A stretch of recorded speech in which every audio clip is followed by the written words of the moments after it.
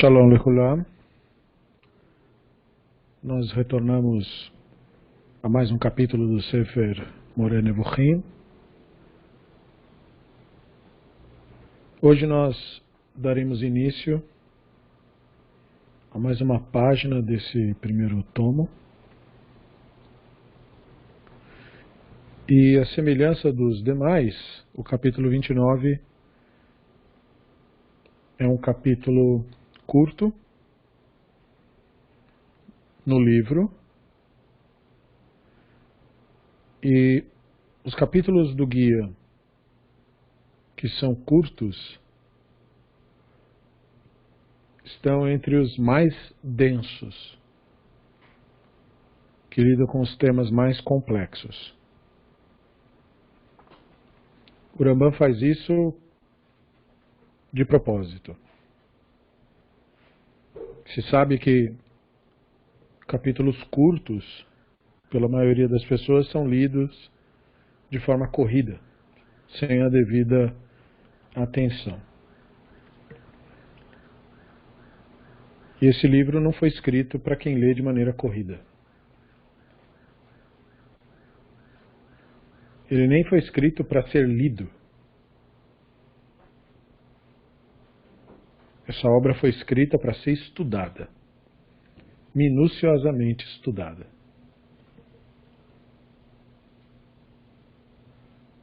O tema desse léxico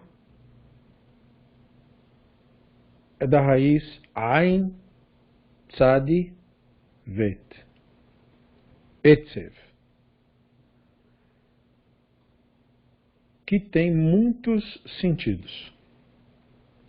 Então, antes mesmo de entrar, eu queria chamar a atenção a isso.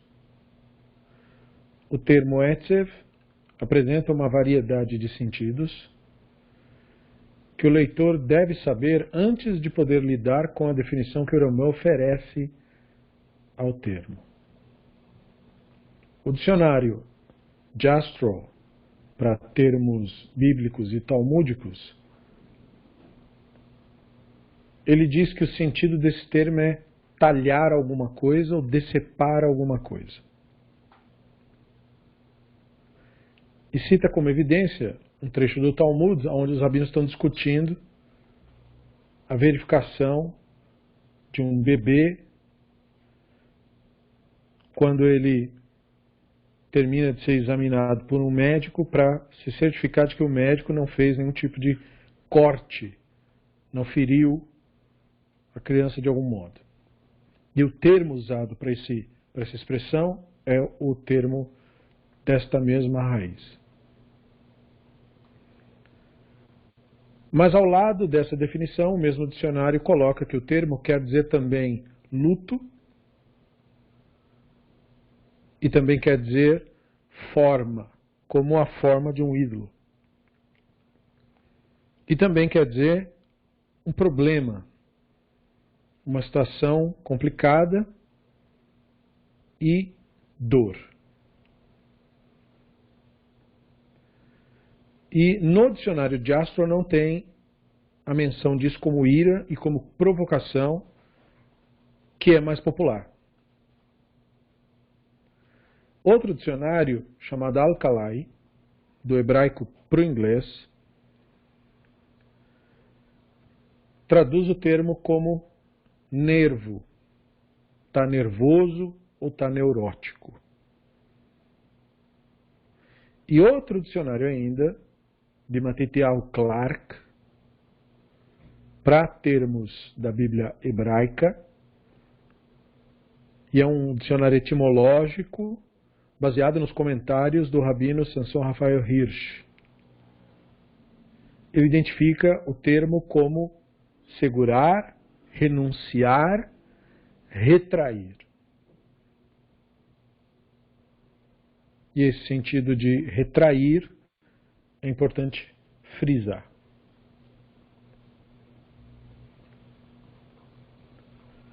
Os tradutores desse capítulo, em geral, traduziram a definição de acordo com o sistema dor, ira e provocação. Então a tradução não abarca todos os sentidos, pelo menos as traduções que ficaram populares. Não obstante a isso, as traduções em língua inglesa dos textos comprobatórios, das definições 2 e 3 que nós veremos, consideram o termo etzev como algum tipo de variação de luto. E o Rambam não traduz senão como ira ou provocação, e num sentido mais extremo, numa alusão, rebelião. Então, o problema do Ramban é que esses textos identificam a divindade com uma emoção, seja emoção de sofrimento no luto, seja com raiva, seja reagindo a uma provocação. Mas já é sabido que o divino não tem nenhum tipo de emoção, qualquer que seja a emoção. Nem ódio, nem amor. E o Rambam tem consciência disso através da filosofia grega, pois a emoção é também um movimento, que na filosofia grega de Aristóteles é uma mudança. E mudança não se aplica ao divino. Tal como em latim, o termo passio, de onde vem a expressão paixão, deriva do termo grego patos, que em geral, literalmente, se refere àquilo que recai sobre alguém. Geralmente, portanto, se refere ao sofrimento ou à dor. Por isso a patologia, estudo, né, das doenças. Ou a designação do que faz ou provoca a dor. Mas o divino não é movido, não é mutável. Não é um objeto passivo, sujeito a nada externo. O divino não é, como diria Spinoza, afetado. Então nada pode recair ao divino. E, portanto, nenhuma emoção pode ser atribuída ao divino em nenhum tipo de circunstância. Então, o Rambam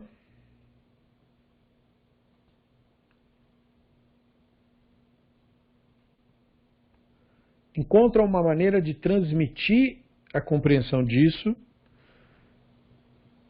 nos levando da segunda para a terceira definição, para que a gente aprenda como remover as atribuições antropomórficas nas leituras que fazemos.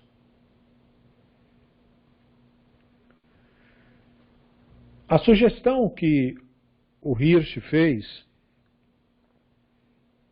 de tradução do termo como segurar, renunciar, é útil para captar a visão do Rambam nesse capítulo. Por isso que é importante mencionar. O texto comprobatório sugere um padrão histórico da expulsão edênica até a redenção mosaica. Essa é a saga, para quem não sabe, essa é a saga da Torá. A Torá é uma saga fechada.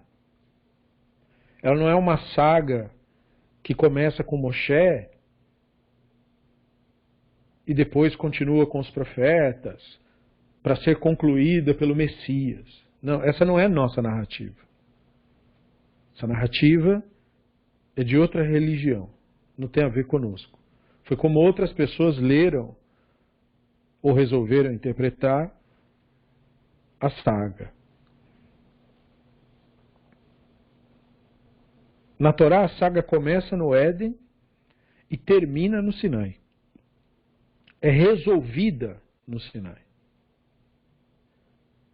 Portanto, tudo que acontece depois da entrada de Israel na terra de Israel é após a resolução da saga. O Adão é expulso do Éden no Bereshit e o Éden é restaurado através da terra de Israel com Moshe, através do Sinai. O Sinai é a retificação daquilo.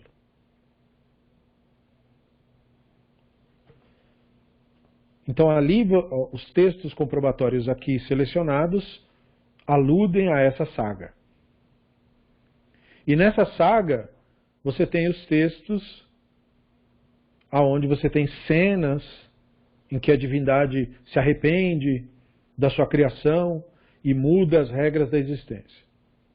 Estes arrependimentos são retratações da providência na narrativa,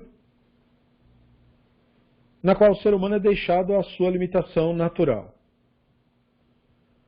No primeiro texto comprobatório, a transgressão do Éden faz com que o divino se arrependa de criar o Adão. Então, naquela cena onde tem a primeira menção de dor no texto, em associação direta com a concepção de corporalidade, portanto. Já que dor não é outra coisa senão físico. Esta cena representa esse retrair divino da providência referido pelo nosso termo léxico. Não é o divino, é a providência ou a percepção da providência que se retrai. No texto comprobatório final, a crescente população dos seres humanos caídos, os Nefilim, Nafal em hebraico é cair, então Nefilim não é nenhum ser mágico, é um caído, ou seja, alguém que estava num grande status e caiu de lá, ou perdeu seu posto, enfim, era importante, não é mais. Eles não eram progênie intelectual do Adão, e foi disso que eles caíram. Então o Ramban nos esclareceu já em textos anteriores que a Torá quer mostrar que o Adão tinha uma progênie e que essa progênie não era constituída necessariamente de filhos biológicos dele, que segundo a narrativa ele teve muitos, cujos nomes sequer são mencionados, simplesmente dizendo ele teve filhos e filhas, mas apenas a um descendente é dito, ele é a sua imagem e semelhança. Assim como foi dito do divino em relação ao Adão, é dito do Adão em relação ao Shet. E assim por diante, iniciando, portanto, esse conceito que o Ramban nos revela da progênie intelectual, conceito este já estudado em aulas anteriores. Nós vimos isso no capítulo 7 do guia. Então estes que não eram a progênie intelectual são os caídos, os Nefilim. E são eles que fazem o divino, por assim dizer, se arrepender de ter feito o Adão e justificam a inundação na narrativa. Esta cena também é um ato de retrair a própria cena. Portanto, remete ao termo léxico aqui referido. E a solução do problema do Éden vem no Sinai. Ali no Sinai se concretiza a promessa que foi feita sobre a inundação também, de o mundo nunca mais ser destruído por causa da inundação. E isso é visto porque a Torá revela no texto de Moshe, atribuído ao profeta, por assim dizer, que o Hashem falou aquilo em seu coração. Isso quer dizer que aquilo não foi dito naquela ocasião aludida, aquele momento lendário. A Torá seria então a expansão da providência, por assim dizer, que cura ou resolve aqueles atos de se retrair anteriores da providência. Então a saga é que havia um fluir da providência pleno e que o ser humano, o Adam, o desenvolvido intelectualmente, tem acesso. A idolatria do Adam faz com que ele perca o acesso a isto. Ele se torna egóico, ele dá ouvidos ao Yetzer Hará, ao ego, em vez de ao divino. Então, em reação a ele mesmo, a providência não é mais por ele percebida. Então, do seu ponto de vista, ela se retrai. Ele não tem mais o acesso. Não tendo mais o acesso, ele começa a perceber o mundo à sua volta como hostil. Tudo é hostil a ele.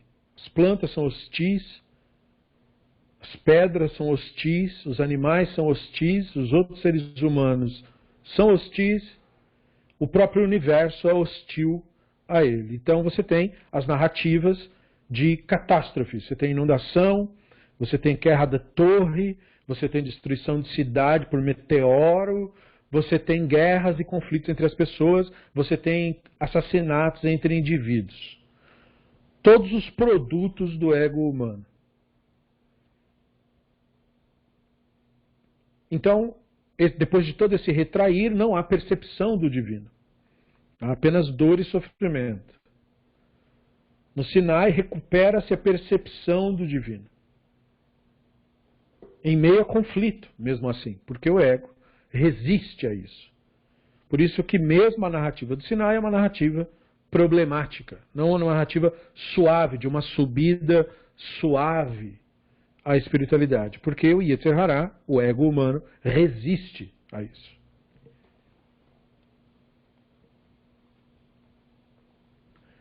O último texto comprobatório que nós veremos, que é Bereshit 6:7, Hashem se arrependeu de ter feito o Adam sobre a terra, isso afligiu seu coração. O texto precisa sempre ser lido com esse grau de atenção. Adam, como nós vimos, é um termo derivado da expressão Adamá. Adamá é solo. Então Adam é o do solo, ou terráqueo, se você quiser traduzir Adamá com terra, como se popularmente faz, embora a expressão na verdade seja uma referência mais ao solo, já que no nosso idioma terra é sujeira, e solo já é uma coisa de plantio. Então, para nosso idioma, a maneira mais adequada de traduzir, para transmitir a mesma ideia, que é o objetivo de qualquer tradução, seria dizer que é solo. Então, o Hashem se arrependeu de ter feito o Adam. O texto diz, e isso foca no problema geral da concepção dos arrependimentos, por assim dizer, divinos. E nós vimos já um pouco disso, isso não é a esta altura para ser visto como se fosse uma dificuldade. Baruch atah Adonai Eloheinu melech haolam she'akol nihya bidvaro. Isso não é para ser visto como uma dificuldade, porque no capítulo 23 nós falamos do conceito do ocultamento da face, que é análogo a este. Então, dado que o divino está além do tempo, não cabe o conceito de o divino mudar de opinião. E, na verdade, não cabe nenhum conceito do divino ter opinião. Não se trata desse conceito em relação ao divino.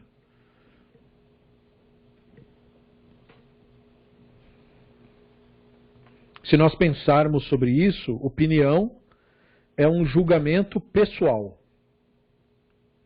um parecer pessoal, portanto um pensamento. Não há pensamento no divino. Pensamento é um atributo de um cérebro. Cérebros produzem pensamentos. Pensamentos são, portanto, simulações. Não são coisas que existem de fato. São impressões estimuladas de uma determinada maneira dentro da mente.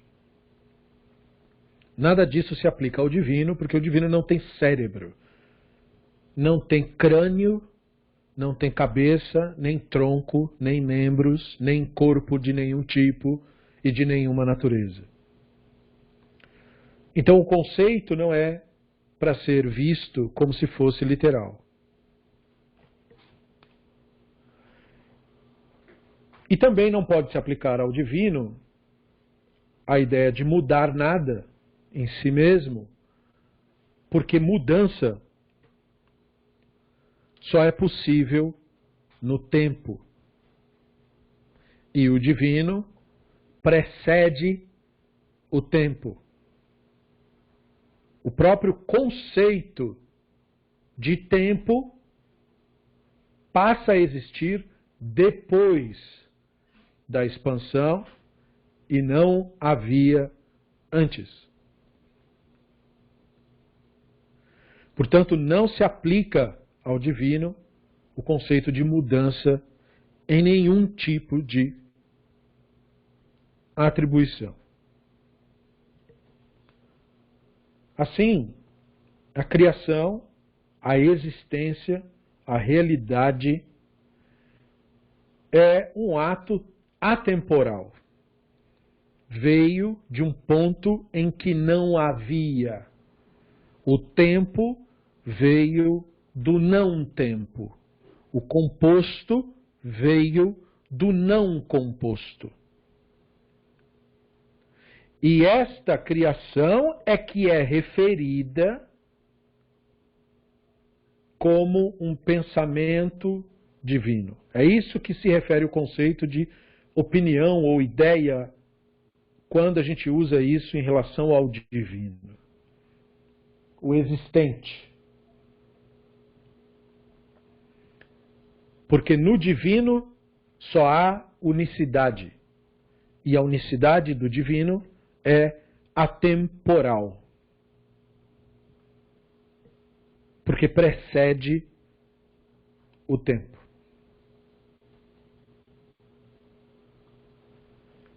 E nós, em nossos estudos, nas nossas falas, na nossa linguagem, nós impomos, e não pode ser de outra maneira, o conceito do tempo na estrutura que nós fazemos, na análise, no estudo da criatividade divina. Isto é, o mundo, a realidade. E nós fazemos desse modo por uma razão óbvia. Nós estamos aqui.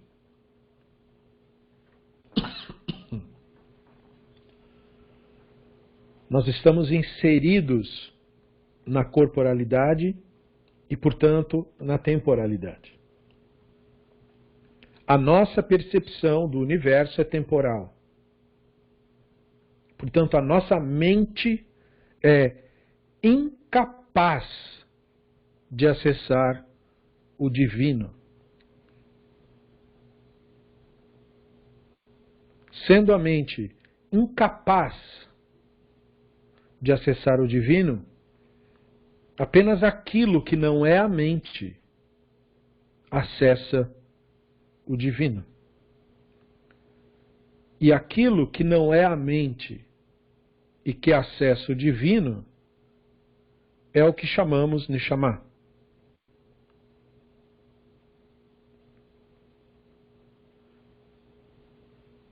Então nós vemos isso por meio de expressões da expansão, das contrações, respiração, o inspirar e o expirar do fôlego da vida. Esses processos afetam nossa linguagem, nossa maneira de dizer as coisas, e é isto que torna difícil embora não seja de fato, torna difícil a compreensão mental. E deve ser assim mesmo, porque a mente, de qualquer maneira, não entenderá isso. É aquilo em nós que observa a mente é que entende isso. E este meio de entender também não é como o da mente. A mente entende de maneira linear as coisas, julgando as coisas, rotulando as coisas. A pessoa acredita que entende algo quando cita o rótulo daquilo. A pessoa acredita que sabe algo quando diz. A pessoa pensa que sabe de Deus porque ela sabe falar a palavra Deus. Então, ela acha que está entendido. Sei do que estou falando. Deus. Olha, eu disse. Deus.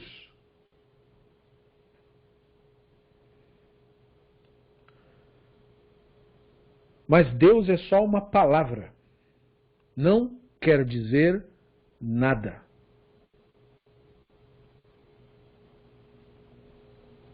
Não importa em que idioma.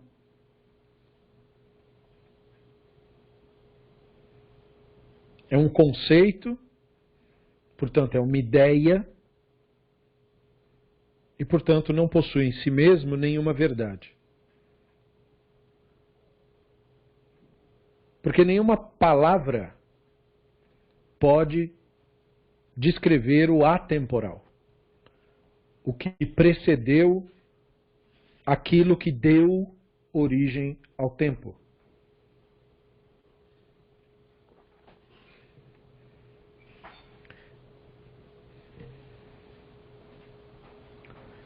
Então, apesar desse processo em que estamos inseridos ser constante, há um sistema unificado. E nós não experimentamos a realidade como um sistema unificado. Nós a experimentamos por meio da geração e da destruição, da composição e da decomposição.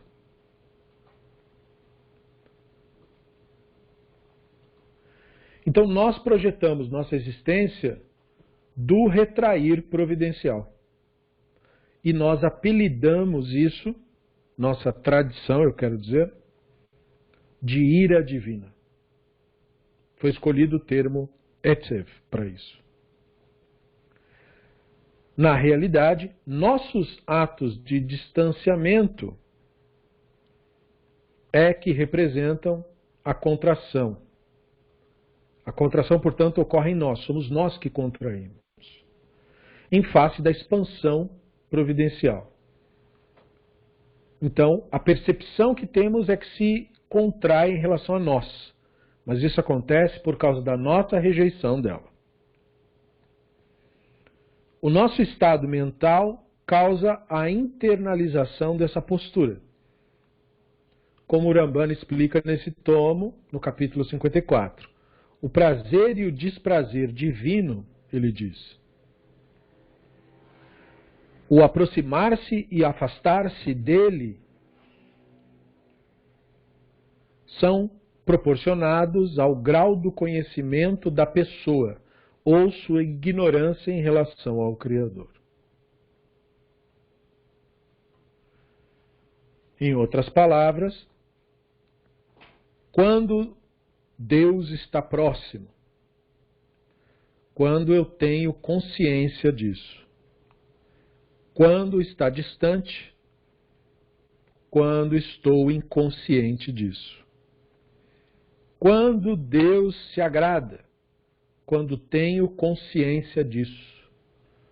Quando Deus se desagrada, quando estou inconsciente disso. Não há em Deus nenhum tipo de agrado nem desagrado, nem aproximar-se e nem de afastar-se. Não é um objeto que ocupa lugar em espaço nenhum e não é um ser biológico, humano, que tem prazer ou desprazer.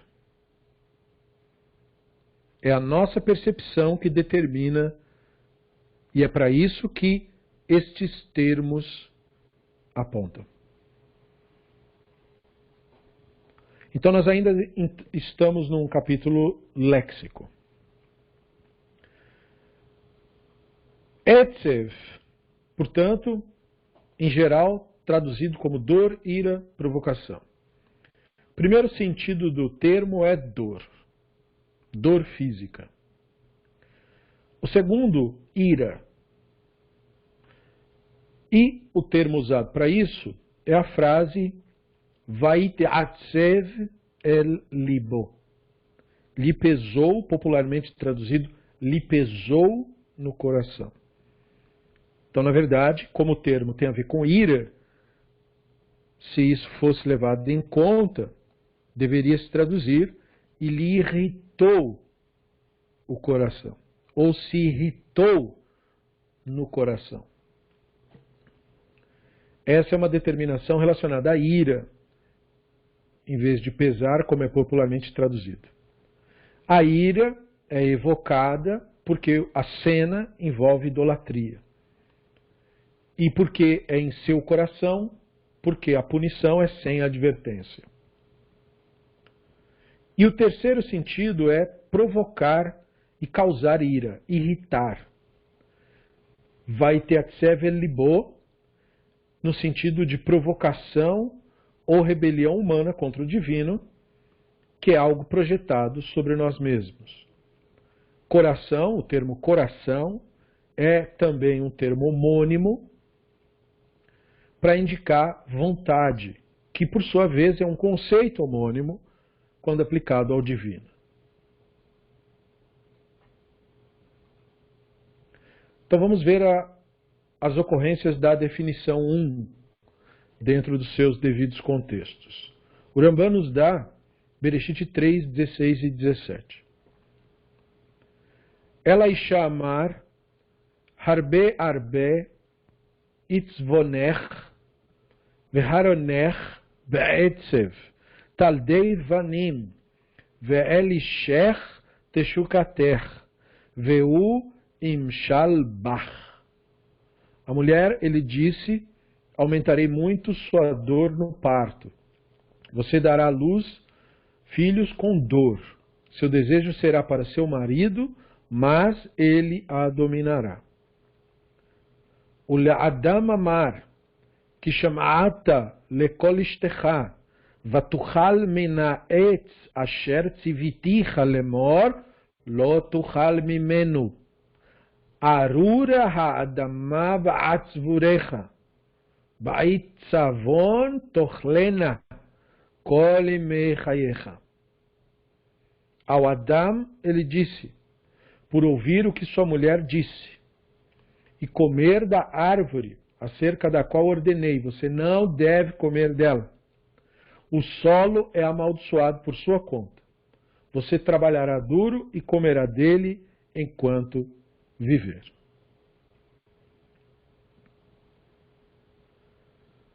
Esses versos usam versões do termo Etzev 3 vezes. Urashi, ao comentar, citando o Talmud, corrobora com a definição dada pelo Rambam de que Etzev significa dor e não pesar, citando dor do parto e dores de gravidez como evidência disso, como faz o Talmud no Tratado de Eruvin 109b. Com este trecho, a Torá relata na narrativa da criação o surgimento do sofrimento por causa da dor. A concepção de dor remete, portanto, à corporalidade. Esta é a primeira definição, e já sabemos que a primeira é sempre a corporal. Note que o Rambam identifica o termo como homônimo. Deve ser homônimo mesmo, porque a Torá usa Etzev com relação ao divino. E o divino é incorpóreo, e portanto não pode experimentar dor. Dor e ira tem sentidos distintos quando o termo é usado em relação a pessoas e em relação ao divino em textos sagrados.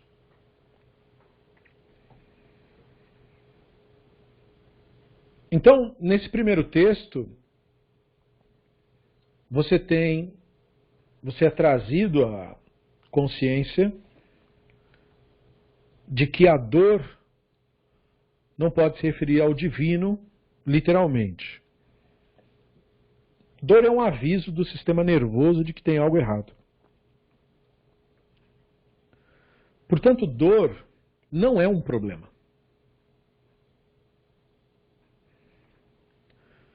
Se você fosse incapaz de sentir dor, você teria um enorme problema.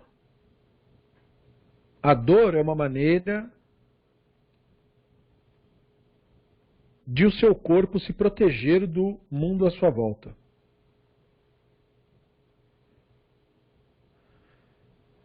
Então, é uma patologia a incapacidade de sentir dor. Atualmente, isso é chamado de síndrome de Riley-Day.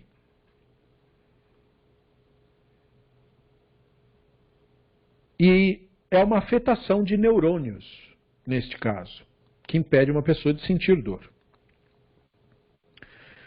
Portanto, a ideia de que a dor é um castigo é um equívoco. Já começa por aí. É claro, o mundo antigo cometeria esse equívoco. Leria esse texto e pensaria que seria melhor para a mulher que o parto fosse sem nenhum tipo de sensação, nenhum tipo de dor. Mas é o oposto que é verdadeiro. A dor tem a sua função justamente na atenção que você deve dar ao corpo, e principalmente no momento do parto, e em quaisquer outros momentos, é a atenção que você dá ao corpo que proporciona o bom funcionamento do corpo.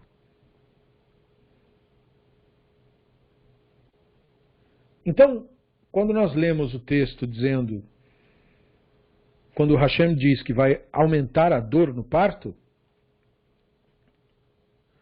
a dor do parto é uma dor excruciante, de acordo com o testemunho das mulheres, e a experiência é distinta de mulher para mulher. Mas não há evidências de que a mulher que tem uma grande dor no parto e a outra que teve uma grande dor no parto tenham tido dores distintas. É a mesma dor. Porque é o mesmo fenômeno que está acontecendo. Uma criança está nascendo. O ser humano, diferente dos nossos primos evolutivos, os chimpanzés, o ser humano tem um crânio muito grande, porque o nosso cérebro é muito grande, é muito maior do que os outros primatas. É isso que dificulta o parto no ser humano. E é isso que faz com que o ser humano tenha que nascer apenas 9 meses, em média, depois de ter sido gerado. Outros animais que têm grande porte têm um parto muito maior. Alguns chegando a 1 ano. E nós sabemos que quando um ser humano nasce, o bebê é absolutamente indefeso e incapaz de cuidar de si por muitos anos ainda que virão. Evidenciando, portanto, que esse parto é prematuro, mesmo que ele tenha sido no momento adequado por nós, culturalmente aceito, mas aquilo é uma evidência de que ele não está pronto ainda. Como você olha na natureza, os animais nascem e dali a alguns minutos já saem andando, já são capazes de se proteger, já são capazes de reagir, conseguem acompanhar os pais na jornada. E entre nós primatas, não. Precisam de apoio. Mas mesmo entre os primos próximos, os chimpanzés, também, apesar da fragilidade inicial, muito rapidamente, com certeza não depois de 1, 2, 3 anos, O filhote do chimpanzé já é capaz de escalar, já consegue fazer as coisas, já consegue ele sozinho se segurar nas costas da mãe, ele já consegue resolver os problemas dele. E nós não conseguimos fazer nada disso. Portanto, esses fatores todos da dor e das relações psicossomáticas da mãe com o filho, esses são processos necessários para a sobrevivência da espécie. Portanto, a leitura simples do texto, de que a dor do parto foi um castigo, essa leitura simplória seria um equívoco. Porque essa dor não pode ser um castigo. Porque ela não é um problema. Muito pelo contrário. É o elo de ligação da mãe com o filho. Então, o texto não está falando de que ela não sentia dor nenhuma antes, porque isso é uma fantasia, a menos que não fosse um ser humano, que um ser mágico que se transformou num ser humano, só numa situação em que você poderia cogitar tamanha insanidade. Não sendo este o caso, se Havá era uma mulher de verdade, então, quando ela tinha filhos, ela sentia dores de parto como qualquer mulher sente. O que o texto está falando é outra coisa, portanto. O aumento na dor não ocorre no âmbito do físico, mas na percepção dela disso. Dor é inevitável, mas o sofrimento vem da resistência a isso. Então, como essa cena é a cena posterior ao consumo do fruto que era proibido, e o fruto que era proibido era justamente a representação da idolatria e do Yetzer Hará, chamado então fruto do conhecimento do bem e do mal, ou, em outras palavras, fruto do julgamento, pois conhecimento do bem e do mal não existe, já que bem e mal são julgamentos e, portanto, não existem. É algo elucubrado na mente humana. No mundo real, existe o que é verdade e o que é mentira. O que é correto e o que é incorreto. Mas não existe o bem e nem o mal, senão na imaginação humana. Portanto, fruto do Yetzer Hará. Esse delírio foi o delírio promulgado pela idolatria. Isso é o que foi proibido. Não internalize esta ideia. Não coma esse fruto. Quando você come esse fruto, e você divide o mundo entre o bem e o mal, então, aonde você colocará a dor do parto? No mal. E dessa forma você resiste. E ao resistir, o real, você sofre. Então, o resultado inevitável do consumo do fruto que não poderia ser consumido é a pessoa começar a sofrer e atribuir mal às circunstâncias inevitáveis e reais da vida. Então, o primeiro exemplo e clássico exemplo é o nascimento de um ser humano. É por isso que existem mulheres que, por resistir a um fato, porque receberam a narrativa, esta mesma narrativa equivocada, elas então projetam sobre o filho e filha uma dívida insana. Você me deve porque eu sofri para ter você. Procurando convencer a criança de que ela, então, é a responsável por aquela dor. Pelo simples fato de existir. Então, o delírio da mentalidade egóica cria sua primeira narrativa logo no primeiro momento e na primeira grande transformação do corpo humano, que é o momento do parto. Então, na mulher, isso se manifestou primordialmente através dessa percepção. Aquilo que era para ser visto como um elemento da própria natureza, como algo factível, neutro e parte da realidade, passou a ser visto como algo negativo e do mal. E surge, portanto, daí o delírio da religião idólatra de que, se você seguir a nossa religião, aí você vai para um lugar mágico quando você morrer, e aí quando você tiver filhos você não vai sentir nada. Nunca mais você vai ter dor. E a pessoa, na sua ignorância e insanidade, acha que a ausência de dor é algo bom, deixando de compreender, portanto, a própria realidade. Pois não sentir dor física não é bom. É uma patologia, é um problema. Não é algo desejável. É, portanto, uma insanidade. E ao Adão, no mesmo processo. Então, porque ele deu ouvidos à narrativa de que aquilo que é natural agora é do mal, e aí ele, portanto, internalizou aquilo que o Hashem diz para ele: não faça, não internalize a idolatria, não coma esse fruto.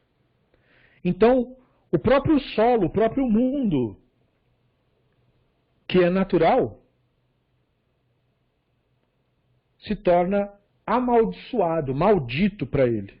Ou seja, ele passa a ver o mundo, a natureza, como contrária a ele. Tudo quer me matar. Todas as coisas são más.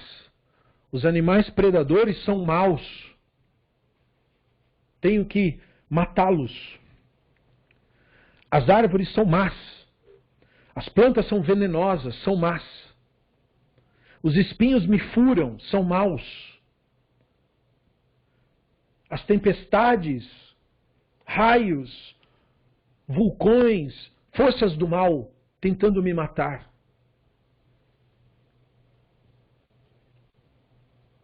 Do chão saem escorpiões, aranhas, insetos maus, cobras más, lagartos maus.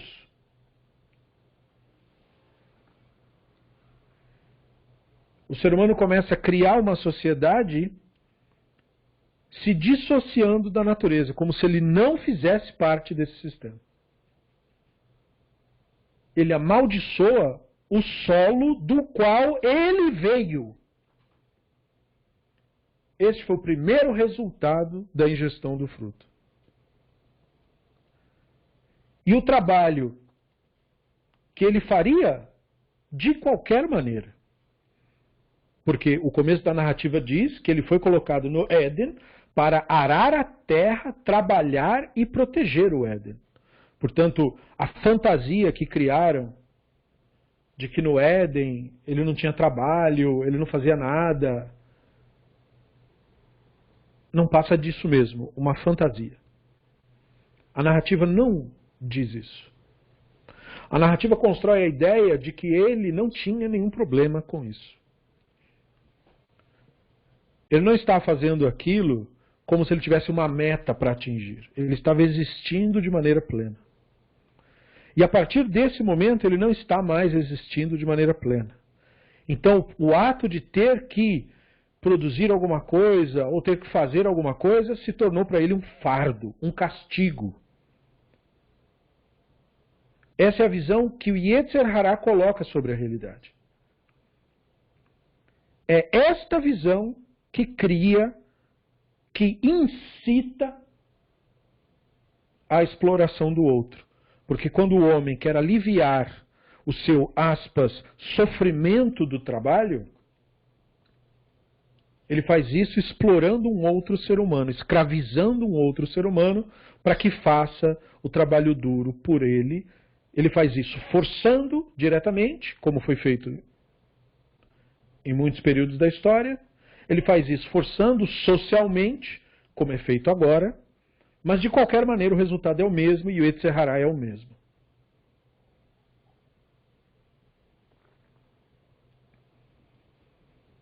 É por causa dessa visão do Yetzer Hará que varrer o chão é considerado menos digno do que gerir. O cara que é o gestor, ele se acha um ser humano superior ao outro que simplesmente limpa o prato. Porque ele entendeu, ele absorveu a fantasia de que o trabalho duro é um castigo.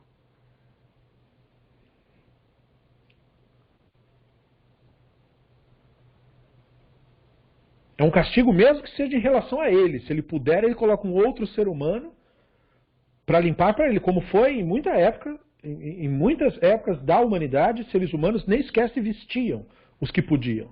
Eles faziam outros seres humanos vesti-los. Fazer as roupas deles e vestir. Eles ficavam com os braços abertos, lá peladões, e os outros seres humanos vinham vesti-los. Nem isso ele fazia. Porque isso é o subalterno que tem que fazer. Não preciso nem dizer que em períodos como na Era Tudor, períodos medievais como na Era Tudor, os reis nem sequer se limpavam. Outra pessoa que tinha que vir limpá-lo. Tudo vem do Yetzer Hará, vem desta narrativa. Esse é o resultado do fruto. A exploração do ser humano pelo ser humano nasce aqui, na narrativa. Então perceba que o divino, portanto, aqui não está no papel do que faz isso acontecer. Quem fez isso acontecer foi o Adão, dando ouvidos ao Yetzer Hará. O divino é a realidade que se impõe mediante a isso. O divino não é o que faz acontecer, o divino é o acontecimento.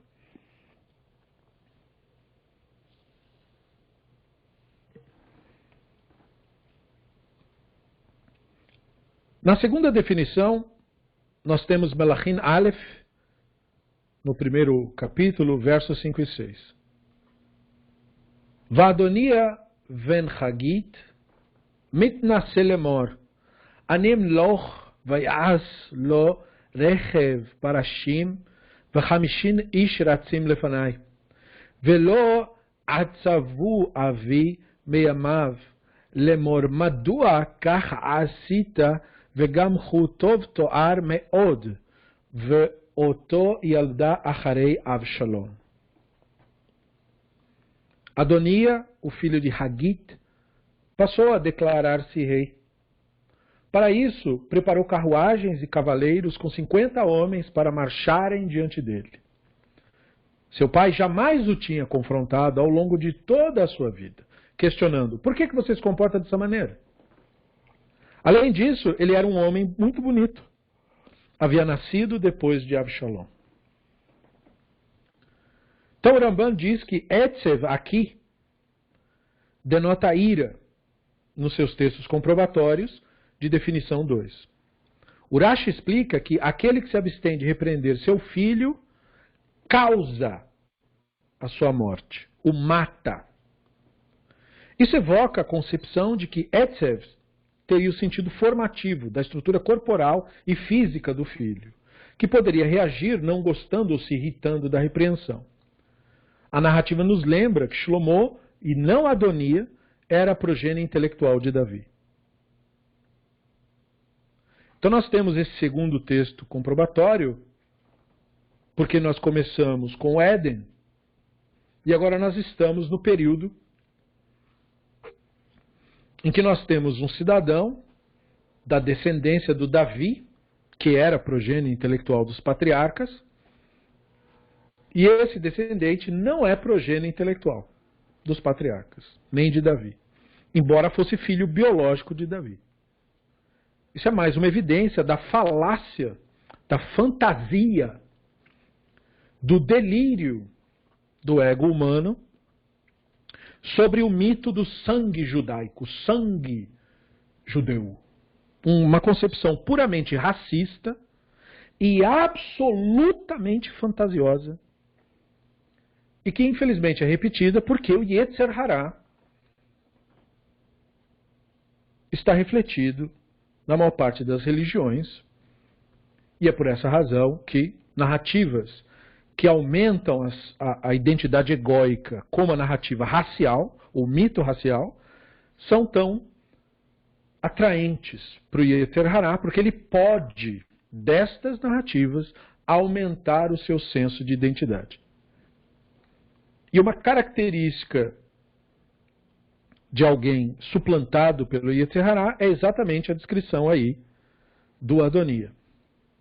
Ele se declara rei. Isto é, o mundo existe por minha causa. Eu sou importante. Quem é você? Eu sou importante. Eu sou o grande fulano de tal. Sabe o meu sobrenome? Chavolensky. Ou whatever. É muito importante. Você tem que concordar que o meu nome é muito importante. Porque eu sou muito importante. Então, ele arrasta outras pessoas na sua fantasia. Rumo a carruagens, ande diante de mim, concordem comigo, digam que eu sou muito importante. E o texto revela algo, né? Ele não era alguém que os pais tinham dito, por que você está agindo como um idiota? Nunca tinha dito isso para ele. Ele nunca escutou um não. Um não, você não é inteligente. Um não, o seu desenho não ficou bonito, precisa melhorar. Um não, a sua letra não está bonita, letra feia, precisa melhorar essa letra. Horrível isso, eu não estou conseguindo ler o que você escreveu. Ele não ouviu sua nota está péssima. Não, não é um bom resultado isso. Não está ok, precisa melhorar. Essa é uma característica do Yetzer Hará. Ter problema com não. E, além disso, ele tinha um agravante por ser uma pessoa bem apessoada. Pois uma das coisas com as quais o Yetzer Hará se apega é com a aparência. Uma das primeiras formas através das quais o Yetzer Hará cria o seu senso de identidade. É através da aparência. Por isso que quando o Yetzer Hará começa a se manifestar no ser humano, desde a mais tenra idade, desde a sua juventude, uma das suas principais manifestações via comportamento é o excesso obsessivo com a própria aparência. Eu não vou sair na rua porque eu não estou com a aparência. Porque o Yetzer Hará se projeta através do julgamento. Então, mais importante do que a própria vida é o julgamento do outro.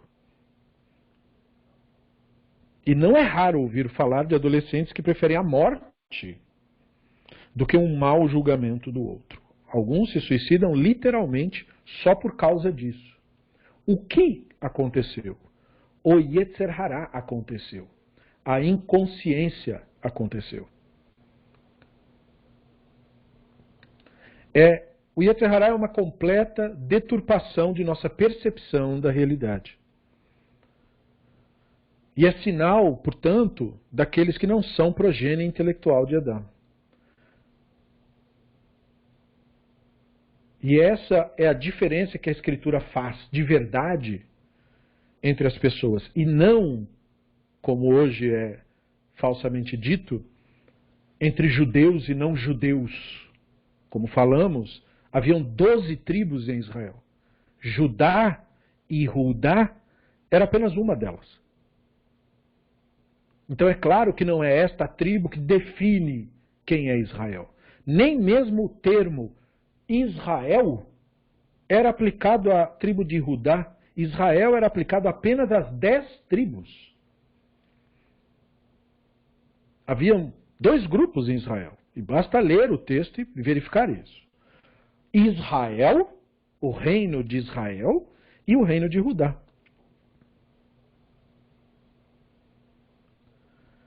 Então essa fantasia criada, não tem a menor dúvida, foi criada pelo Yetzer Hará para, com isto, exacerbar o seu senso egóico de identidade e assim distorcer as relações humanas.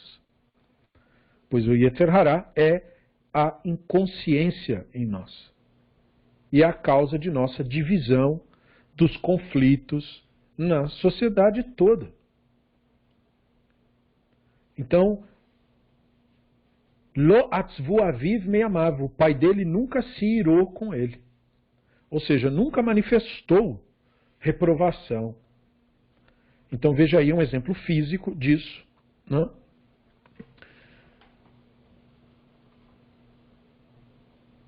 E o complemento que ele dá é Shmuel Aleph 20:34, aquele mesmo termo referido.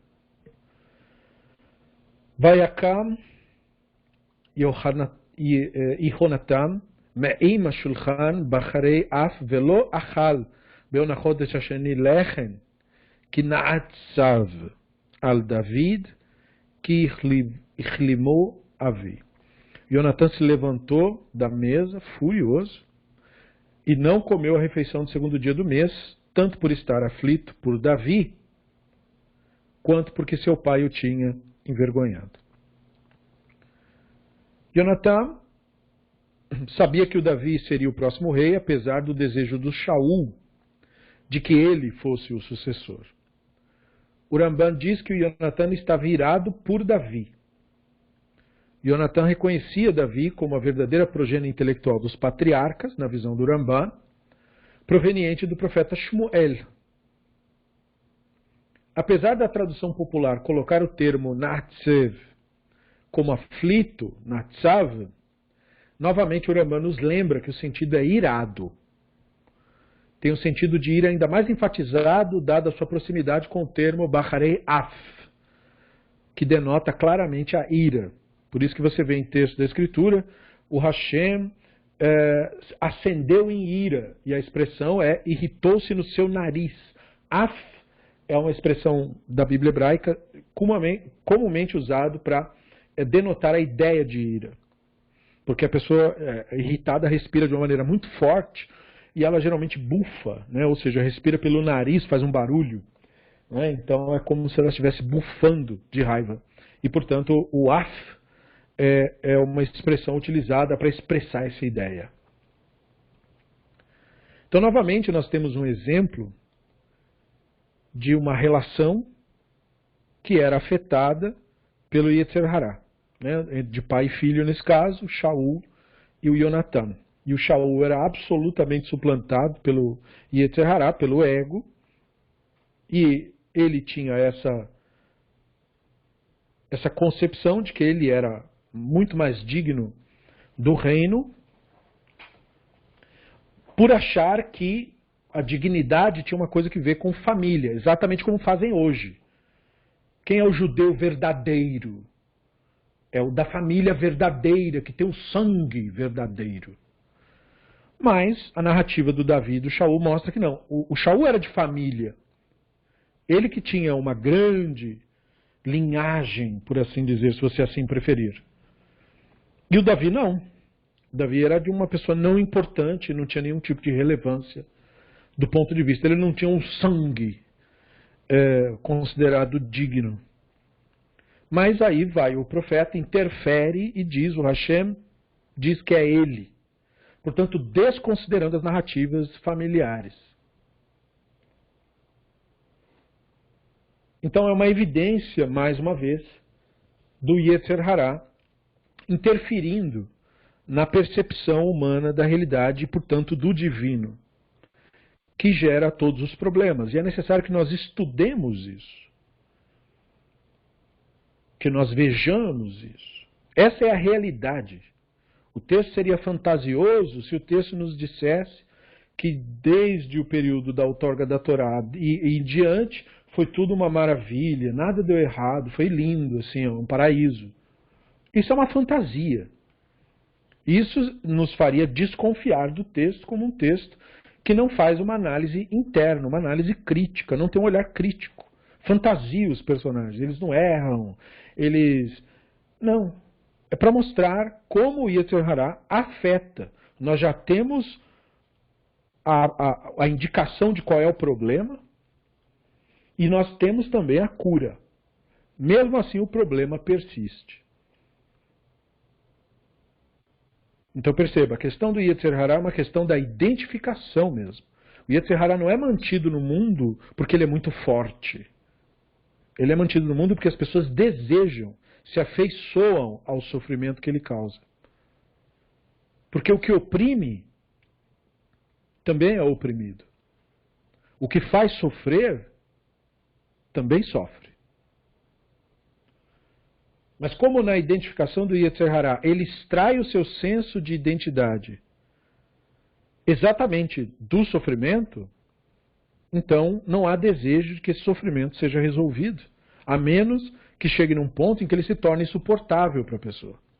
Enquanto ela conseguir suportar, o Yetzer Hará manterá, porque ele extrai a identidade do sofrimento. Eu sou o sofredor. Viu o que aconteceu comigo? Você nunca conheceu uma pessoa que você falou, eu estou com uma dor de cabeça, e eu que estava com enxaqueca. Tive uma enxaqueca. E se você disser, eu estava com uma enxaqueca hoje, e eu que tive um tumor, você sabia que eu tive um tumor? Eu tive um tumor, foi retirado um cisto, quase que eu morri. Eu estou com uma dor aqui do lado, e eu que estou com pedra no rim? Sabia que eu estou com pedra no rim? É uma dor insuportável. Sabia que eu ando sempre doente? Sabia que eu tenho muitas dores? Sabia que eu tenho muito sofrimento? Sabia? Sabia que a minha vida é muito difícil, muito horrível? Eu tive muitos traumas, muitas dores. Eu sou essas dores. Essa é a minha história. Quer saber da minha história? Eu tenho muitos sofrimentos. Quer ouvir os meus sofrimentos? Chegue num grupo de pessoas e comece a conversar sobre isso, para você descobrir como Yetzer Hará é. Chegue num grupo de desconhecidos e fale de problemas para você ver. Quanto de atenção você recebe. O Yetzer Hará extrai identidade disso. Ele procura por isso. Publique um texto dizendo tive dores e não sei o quê. Quantas respostas você não vai ter? Eu também, eu me sinto assim também. Eu também tive muitas dores, eu também tenho muitos problemas. O Yetzer Hará extrai o seu senso de identidade dessas narrativas. Os fatos não importam. Portanto, quando você vê uma determinada cena ser compartilhada de violência por tantas pessoas, seja para colocar hashtag que horrível, ou colocar nossa, olha o que aconteceu, ou para colocar que violência, que coisa horrorosa, por que você está postando isso? De qualquer maneira, todas essas pessoas estão promovendo aquilo. Tudo que evoca violência, dor e sofrimento tem muito mais a atenção dos seres humanos, por causa do Yetzer Hará, por causa do culto ao sofrimento. Eu não preciso dizer que, dentre as religiões do mundo, uma das maiores justamente presta culto para um cadáver espancado. Porque isso, as pessoas se sentem identificadas com isso. Eu sou esse cadáver espancado.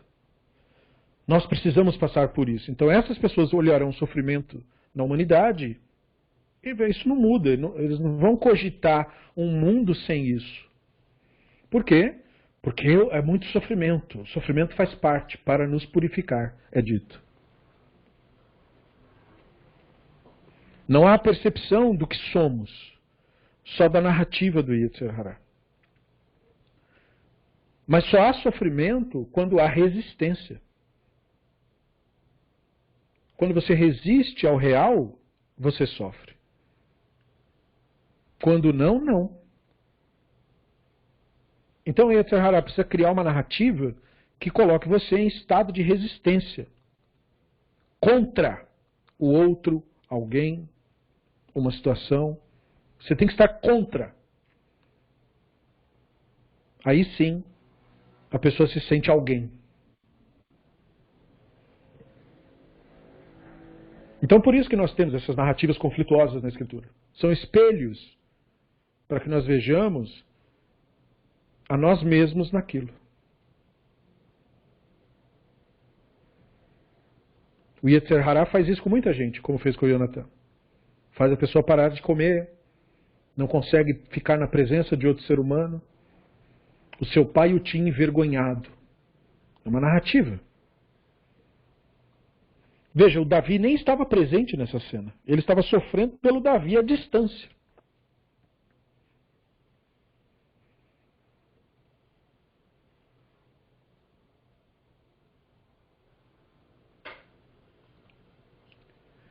Então, na terceira definição,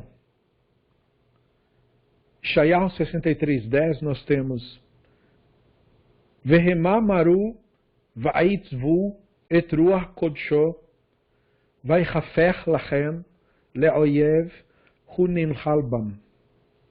Eles se rebelaram e iraram sua influência de santidade, tornando-se assim seus inimigos. Ele mesmo os combateu. Então, o grupo final de citações em apoio ao sentido trazem a ideia de provocação e inclui rebelião, o conceito de rebelião. Ali, os judeus são o tema do lamento do Yeshayahu, como de fato os judeus são o tema da Bíblia hebraica toda. A providência que eles preservaram foi desviada deles por causa da rebelião, que os tornou seus inimigos. Esta é a concepção básica do trecho. A expansão da providência se torna ela mesma a contração, quando em face da rebelião dos sujeitos desta mesma providência. A frase Maru ve'itzvu, se rebelaram e se iraram, estão em paralelo no texto, implicando que ambos os termos apontam para a rebelião. Como no caso anterior, eles são os filhos que se rebelam contra o seu pai na sua rebelião contra a Torá. Então aqui o Ramban está novamente mostrando que esses efeitos no indivíduo, na percepção do indivíduo do mundo, no caso da Havá, no caso do Adão, entre as relações sociais, família, no caso do Yonatan, com o pai dele, o Shaul, eles vão se converter na atitude que as pessoas vão ter em relação à religião, agora no caso de Yeshayahu, portanto em relação ao divino. Assim como elas se tornam inimigas da realidade, se tornam inimigas umas das outras, é isso que as torna inimigas, por assim dizer, do divino. O Yetzer Hará precisa de inimigos. Mais importante para as religiões do mundo do que ter uma ideia de Deus é ter uma ideia do diabo. Mais importante do que Deus é o inimigo de Deus. Que o inimigo de Deus é o que faz a pessoa buscar o Deus. Então, é por isso que em templos, mais do que falar em Deus, eu preciso falar no inimigo de Deus. Mais do que falar nas coisas que a gente aprova, eu preciso falar das coisas que a gente condena. Mais importante do que falar do que a gente valoriza, eu preciso falar do que a gente despreza. Mais importante do que te incentivar a fazer uma ação boa é incentivar você a condenar também, e a brigar também, e a participar junto comigo na guerra. Mais importante do que eu definir para você quem são seus irmãos, é definir para você quem são seus inimigos.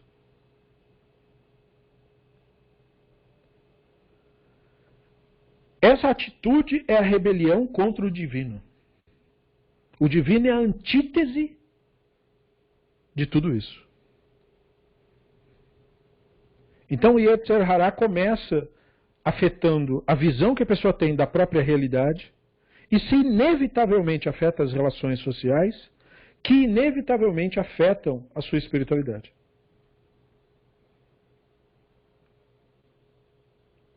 Então, a mesma providência que os beneficiava, ela mesma se torna sua adversária. Remetendo, portanto, ao que falamos antes do Adão. Não é que a Terra, o planeta Terra, ou o chão da Terra, foi amaldiçoado no sentido da mitologia e do misticismo. Isto é, que tem uma força maléfica. Que quando você planta uma maçã, a maçã sai com uma boca e com dentes, e aí na hora que você vai pegar a maçã, ela morde a sua mão. É uma maçã maldita. Ou então a maçã da Branca de Neve, que tem um ácido. Se você pegar ela na mão, ela queima a sua mão. E se você comer, por alguma razão, você só dorme. Devia te derreter todo por dentro, né? Não é esse tipo de maldição. A maldição ou maldizer não é da parte do divino. Quem maldiz somos nós. A pessoa devia ter essa percepção. Não é o divino que maldiz nada, é o ser humano que maldiz. É o ser humano que acorda num dia que está chovendo e diz que droga, está chovendo, que tempo horrível, ele diz. Ele chama assim a chuva, que é um fenômeno absolutamente necessário para que haja vida no planeta. E ele diz assim, que tempo horrível. Ele diz isso porque é o Yetzer Hará que rege a sua percepção da realidade.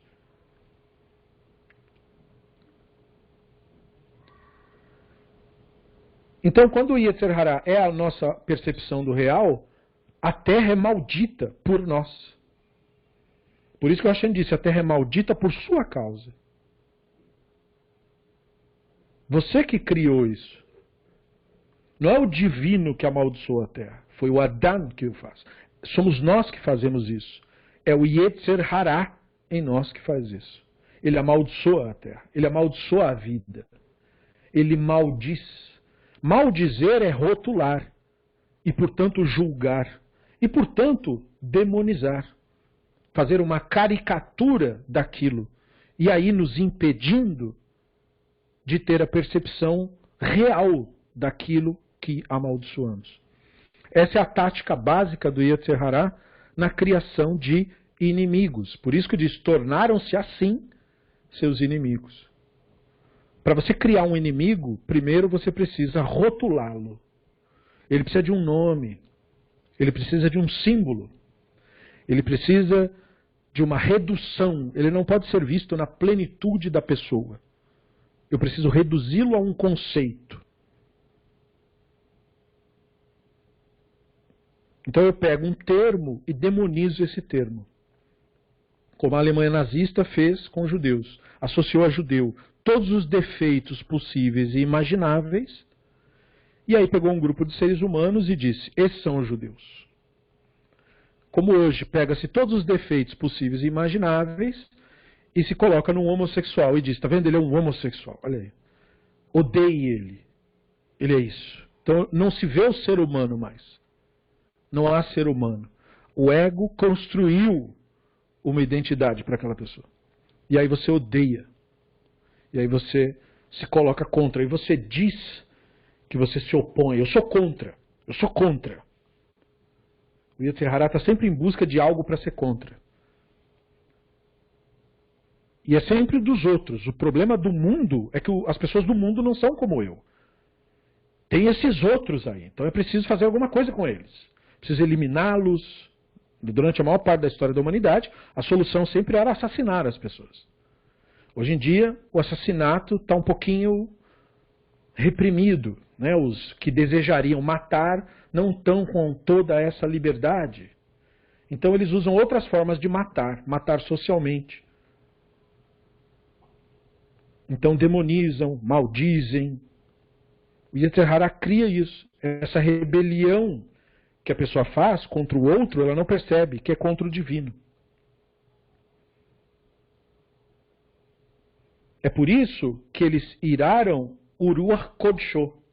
O Ruach Kodshô é uma outra referência a Neshama, a consciência do divino em nós. O Ruach Kodshô, ou a influência distinta, que é isso que a palavra Kadosh quer dizer, distinto, separado, isso que é separado do Yetzer Hara, não tem nenhuma relação com o Yetzer Hara. É totalmente a antítese comportamental do Yetzer Hara. Não faz inimigos, não vê o mundo de maneira maldita, não rejeita o real.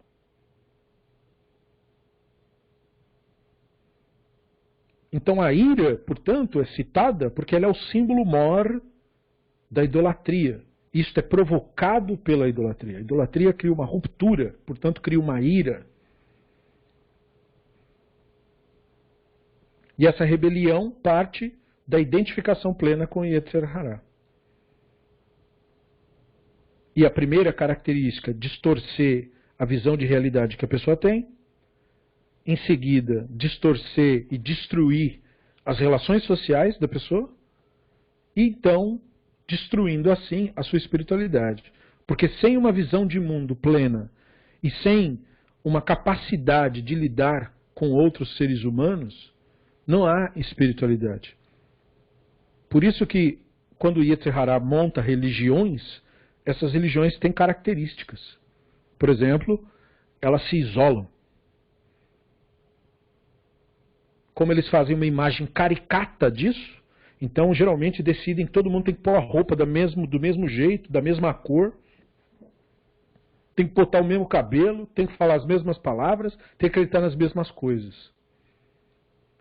E principalmente tem que acreditar nisso aqui que eu estou mandando, nessa lista aqui, essa que é a verdade. Para quê? Porque como é uma lista muito restrita e distorcida das coisas, então eu tenho uma ampla gama de pessoas que não vão fazer aquilo para eu os considerar meus inimigos, ou meus inferiores, ou a escória para a qual eu vou direcionar o meu desprezo quando o Yetzer Hara precisar se alimentar.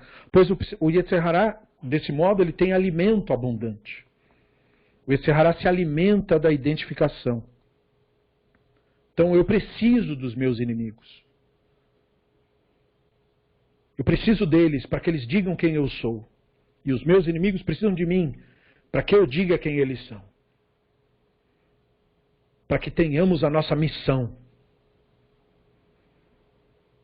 Então isso é uma compreensão do mundo em que nós estamos e dos efeitos daninhos do fruto do conhecimento do bem e do mal. A solução para esse problema foi dada. É a Torá.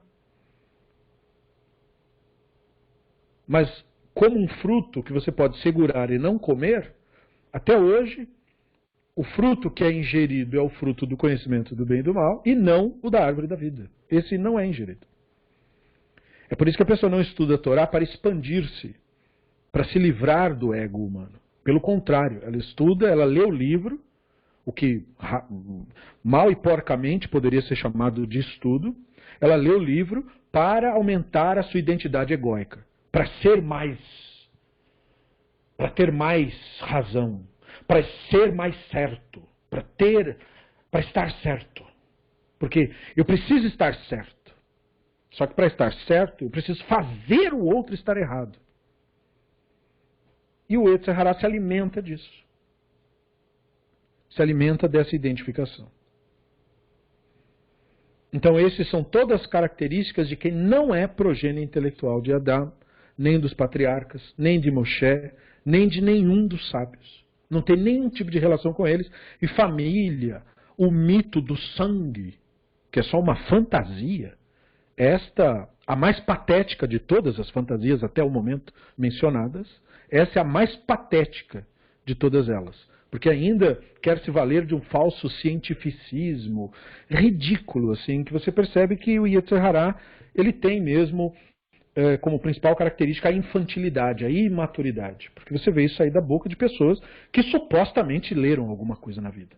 Então, você percebe que o grau de inconsciência por parte do Yetzer Hara é muito profundo, afeta qualquer tipo de pessoa, e não é sem razão que o divino, em primeiríssimo lugar, ordenou: não coma esse fruto. Se você entender isso, você entenderá por que esse é o primeiro mandamento da Torá. O Primeira coisa que você abre o Sefer Bereshit, a primeira coisa que você aprende do divino é não pode comer esse fruto. E aí você entende, não pode mesmo, porque ele é a raiz de todo o mal. Tudo que você acha que está errado no mundo, não é com o mundo que está errado, nada. É o Yetzer Hará. É o ego humano. É a identificação com crenças e opiniões. É a criação fictícia de identidade que faz com que os seres humanos vivam nesse universo mental delirante e em constante conflito, absolutamente inconscientes do caos que estão provocando e da destruição que estão promovendo contra si mesmos. Resultado dessa destruição, a própria aniquilação.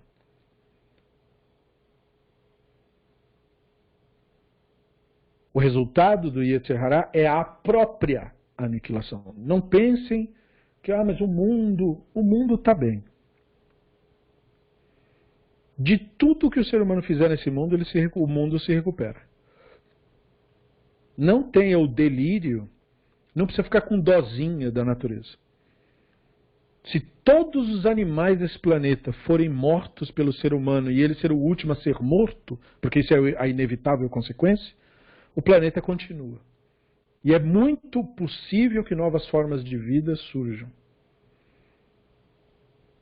Como aconteceu nas outras vezes. Esse planeta já passou por 5 extinções em massa. Se tem uma coisa que esse planeta não está preocupado, é com esse macaco arrogante e delirante do ser humano. Então não se preocupe com isso. Se preocupe com você. Porque o delírio do Yetzer Hará destruirá a espécie humana.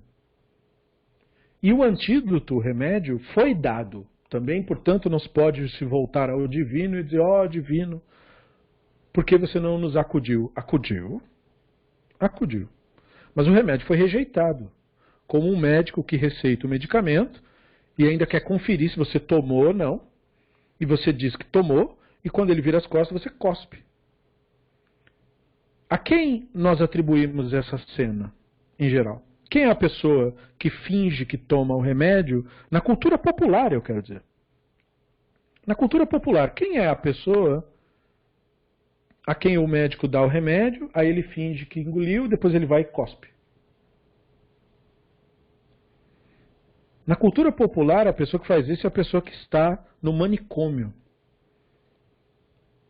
no sanatório.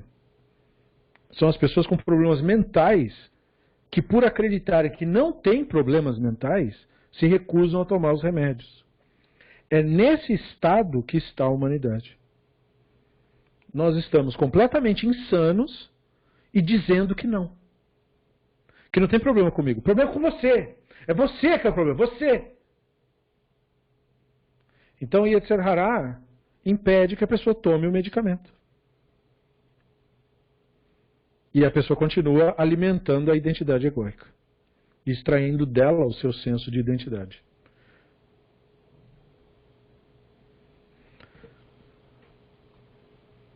Bom, como vocês viram, o tema é denso. E há muito o que explorar, mas nós temos limite no horário. Então eu tenho que cessar por aqui, para que deixemos a continuidade, página 11 do slide. Nós continuaremos na nossa próxima aula, Bezrat Hashem Yitbarach. Percebe?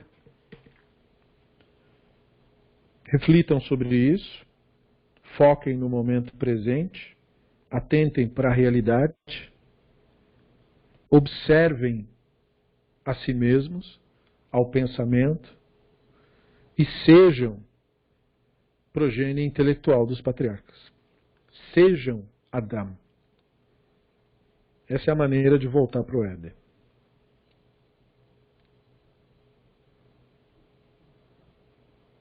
Muito obrigado a presença de todos. Uma boa noite. Lehitraot. E até a próxima, Bezrat Hashem.